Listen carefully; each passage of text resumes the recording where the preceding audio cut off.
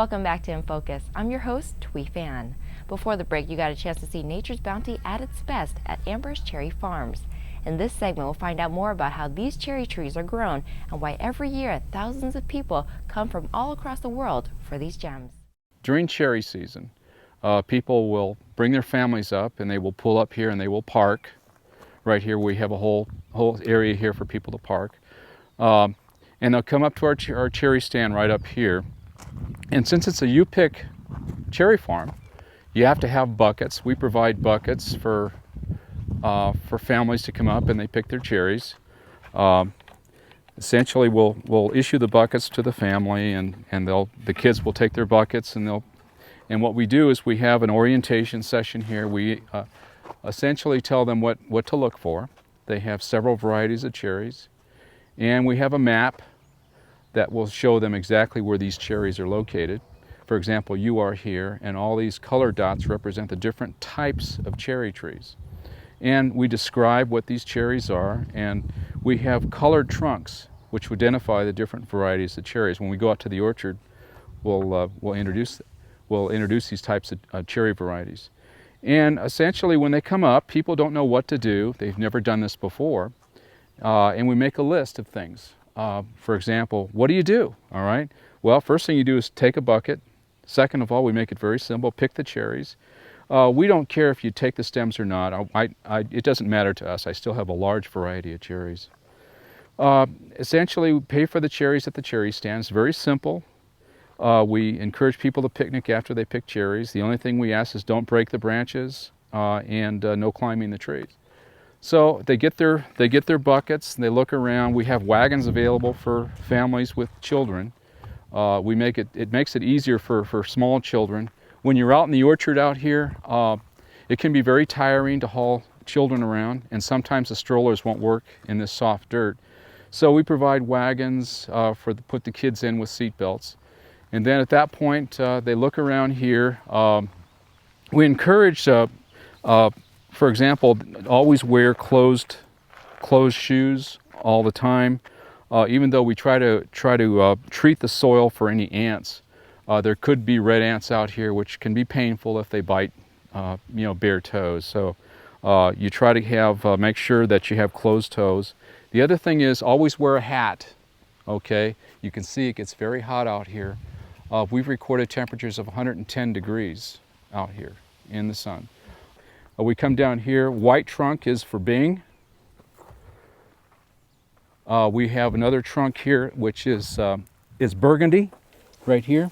A color burgundy. That stands for Burgundy Pearl, and they'll have some beautiful cherries right here. So it's not all one row of all the same. We try to mix them up because these trees need a pollinator. You'll see certain types of cherries require pollinators. For example, the Rainier tree, the yellow one we showed you, will pollinate most of the Bing trees. Some of these other trees require pollinators, so you can't have them all in separate sections. You need to mix them up so that they can pollinate one another. This tree here is a green and a yellow, and that stands for a Glenary cherry. And that's an early variety cherry, which has different tastes.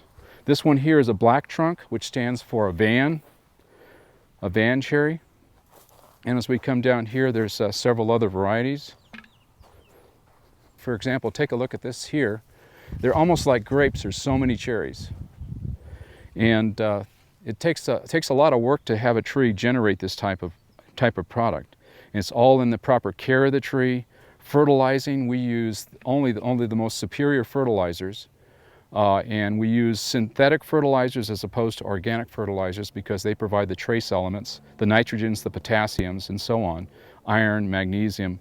Just like you take a multiple vitamin, it has to have the proper ingredients in order for you to be healthy. Same with fertilizers is the vitamin for the tree. The tree will produce this way only if it's properly cared for, properly pruned for in the wintertime, oil spray in the wintertime to keep borers from burrowing into the trunk, and proper fertilization to make sure you produce these type of cherries. Full-size trees are Mazard rootstock, Mahala rootstock, Colt rootstock. You can see the difference. This is a dwarf tree right over here. Okay, it's basically produces a lot. It's very precocious. It produces a lot of cherries, but it's very low.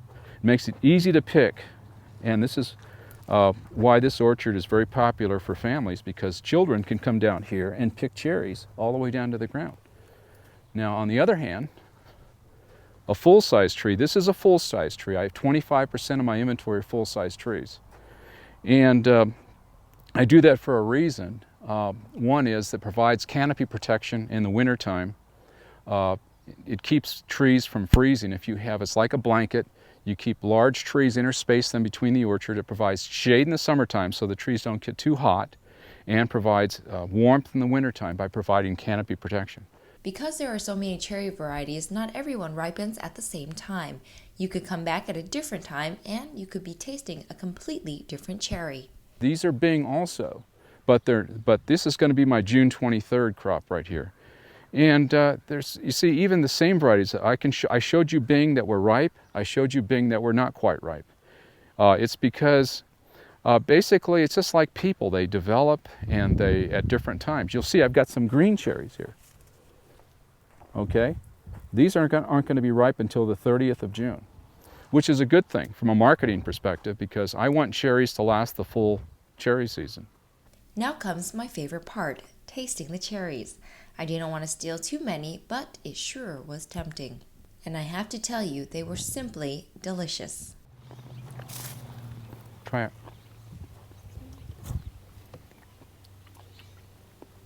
It's really delicious. I think that's my favorite so far. Then. The Rainier. As we discussed earlier, some of the biggest problems you have with growing cherries are predators. Essentially, birds will completely strip a cherry tree, and I will show you a tree that's been completely stripped, that was not protected. Up above, some of the methods for protecting against birds are basically a lot of reflection. Birds are very skittish. They will not feed if they are afraid. And some of the things that make them afraid is if you have a lot of flickering light things, like these CDs that I have here are these streamers, and they reflect a lot of light and they twinkle or whatever. And from overhead, when a bird's flying overhead, the twinkling simulates a fire. And so they're basically going to be afraid of the twinkling, and they're going to be afraid of the fact that it's not a very safe place to be. One of the other methods for trying to scare birds and keep them from stripping your crop is, besides the CDs and reflections, is I have about a dozen of these balloons, basically beach balls, and they have little eyes on them. And I bought this from a manufacturer back east. You elevate them and you hang them above your orchard, about 3 feet above, and the little eyes simulate birds of prey. And that's another thing, you don't want the birds to eat your crop. So you make it uncomfortable, you make them afraid, you make them very skittish with reflections, and you put some type of simulated birds of prey hanging above. So for example, these little things, these little eyes, for some reason or other, the birds think that they're being stared at, and that makes them afraid. And this is what you're going to look for. You're going to look for a dark red texture in the cherry, and that will be ready. And of course, at our orchard, and any U-pick orchard, you're allowed to pick them and taste them as you go before you load up your bucket full of cherries. These are ready to go. These right here, let me show you the bottom. These Andy G's Son right here are early cherry. They're a little smaller than a Bing, but they're very sweet, and they're riper earlier in the season. Let me show you another variety. These right here are Utah Giants, and these two are not quite as dark. They don't get dark, they get more of a pink blush, and you can see they're very beautiful cherries, and you just pick them up right here, and you can see that these, just taste them as you go to make sure that they're ripe. Over here is early burlap cherries. These are always ready to go. These are dark and ready to pick right now. And they're very dark cherries, a little smaller than a Bing, but they're quite good right up here.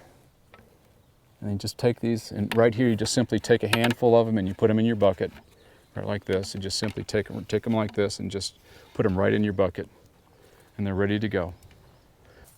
These right here are your Utah Giant cherries. You see they get dark like a Bing, and they're very beautiful cherries, ready to go. See, these are your Utah Giant. I can pick them up and show you underneath. You can hear my bird of prey sound right here. That simulates a bird of prey killing a sparrow. That's another way of protecting your trees. Right over here you've got your Titan cherries. Your very large cherry. I can show you those. See these cherries up here? See how very large they are? That's a Titan cherry. About the size of a quarter. Look up the branch right here. Look at the size of these cherries. They're quite large. Not quite ripe, but you can see some that are a little darker. Because cherry trees depend on bees to pollinate the blossoms, Lucido has a very good and reliable tip for those of you who may also have a bee problem. One other thing I want to show you that you may not be aware of is if you have a bee problem, these are dryer sheets. Basically bounce dryer sheets. Bees cannot stand the smell of a dryer sheet. They'll run for cover. There's some beekeepers that will put this dryer sheet on their chest while they're servicing their hives, and attacking bees will not attack them. Some of the advantages that you have of going cherry picking is it's an inexpensive family outing. For the cherries at $3.50 a pound, family will pick up a bucket and they'll know roughly how much it's going to cost. For example, this bucket right here will cost $19 when full. You can get a larger bucket for $24. You can get a small coffee can for $15, and we have some large buckets over there that'll hold a lot more cherries. But they have a pretty good idea what it's going to cost. So essentially a family can come up here, pick a bucket of cherries for about $19, have a nice picnic, and have a good time. Cherries are by far one of my favoriteest fruits, and to see them homegrown at the source and taste them fresh from the trees is well worth the drive. Cherries are only in season for roughly 3 weeks, so if you have the chance to go, bring your family and friends and make a day of it. I promise you won't be disappointed.